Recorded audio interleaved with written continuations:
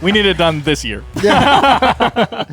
Hey guys, I'm with Mark from Grand Gamers Guild, and if you've watched any of the show, you know we're a fan of the, we've got the pumpkin problem, the Cupid crisis, the Independence incident, the Kringle caper. Good job.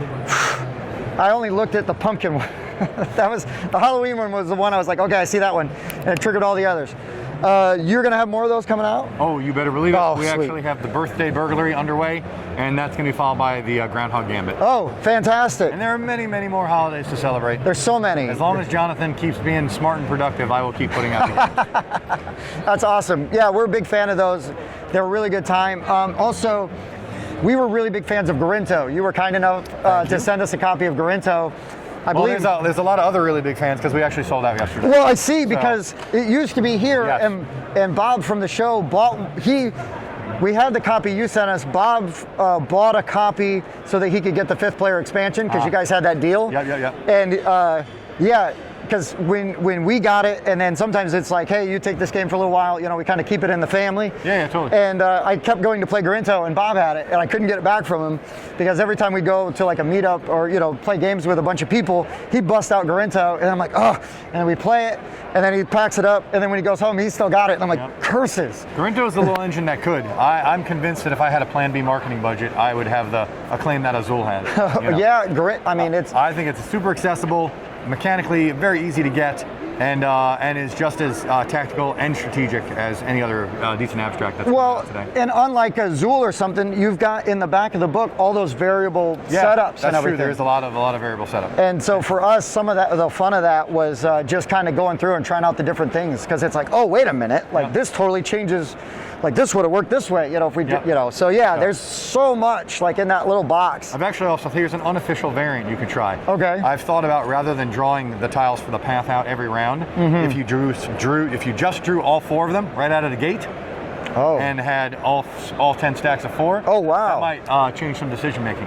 I've never tried it, but it would be an interesting opportunity. I don't plan ahead that well, but some people do, right? Some people do. No, I mean, I would be like, yes, and then I would be doing things, and then Bob or Spencer would be like, ha ha ha, and I'd be like, definitely makes the cognitive load greater. Yeah. So it would be good for some people and not good for others. I don't care. I'd play it anyways because it's fun. Yeah. But all right, Mark, I want to know about Grand Gamers Guild. What do you guys do?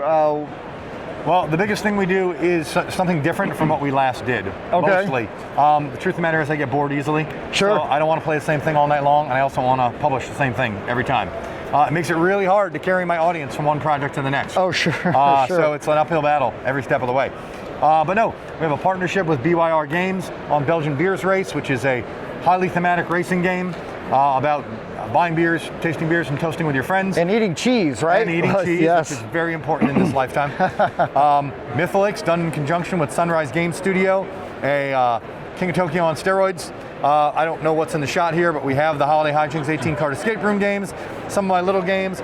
Artemis Project, highly interactive dice placement. I mean, almost everything we do is different from what we did last time. And you've just released, or you just had a Kickstarter for the expansion. For Artemis Project. Yep. And then also Endangered. You guys did Endangered? Yeah, we sold out of Endangered yesterday as well. I love hearing that. I'm running out. My 3rd print run is going to be done on the 18th of June, coming out of China. So yeah, Endangered is also definitely become one of our flagship titles. Well, we like really difficult co-ops, and it can be very Endangered is, man, that'll smack you around if you're not on top of things. So no, and then you're a relatively smaller publisher out of Grand Rapids, right? Out of Grand Rapids, Michigan. I like to think of myself as like the biggest of the tiny, small publishers. Yeah, for sure. Which is why I do the partnerships, to take people that are even smaller than me and help them sit on the infrastructure I've already created. Well, I mean, Belgian Beers Race is like a home run, so apparently you've got an eye for talent, I mean, you take some risks, and hopefully you make the right decision, and it spreads my brand out further, and also helps them make some more money post Kickstarter. Sure. Gives them a tail to have money to reinvest in another print run or the next project or whatever the case may be. Right. Yeah, and again, do not be fooled by him saying that they're one of the smaller of the or me even saying that, because they have some absolute dynamite titles and just things that we're always excited to see. I've been dying to try Aldabas.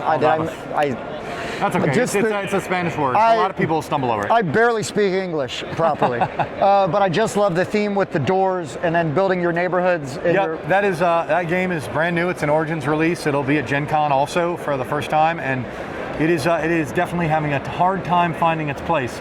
It's a game about Colombian door knockers in a community that cares about elves and spaceships. Yeah. So, all I can say is that it's a robust experience in a deck of cards. It's a crunchy Euro. If you are up for a tableau builder that is a puzzly challenge, right, it is an ideal game for you. Even though you're not moving cubes and going on quests, I'm super proud of the game. And I know it'll find its place. It just takes time. For sure. Well, and it's got beautiful art. Like the colors are very vibrant. Yeah, absolutely. On the cards and everything. And we hired a Colombian artist because we wanted to lend authenticity. Sure. We had someone who is an expert on Aldabas who collects them.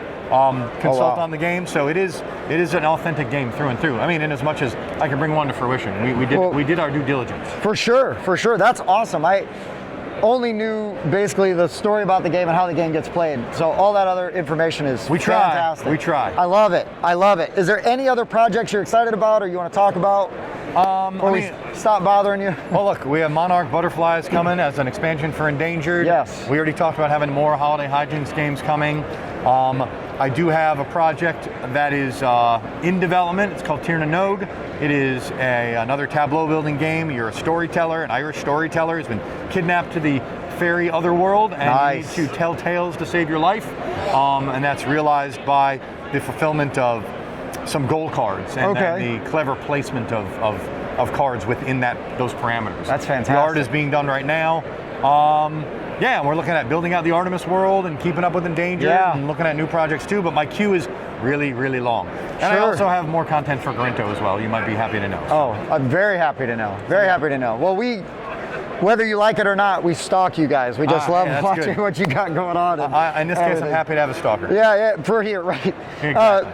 You're going to be at Gen Con as well? Gen Con, Essen, PAX Unplugged. Hitting all the majors. Fantastic. And I can tell you, Mark was very kind to us. He's been nice enough to send us some stuff. He's nice enough to take a few minutes to talk to us on camera. Very grateful for that, man. I appreciate you taking time to talk to me. And I appreciate all the stuff you guys do because, there's not enough good guys in the community, so it's always, I'll try. I feel like the good guys need a little more attention sometimes. Thanks. So, all right, guys. Thank you very much. We'll see you around. Thanks for checking out the Board Game Rundown.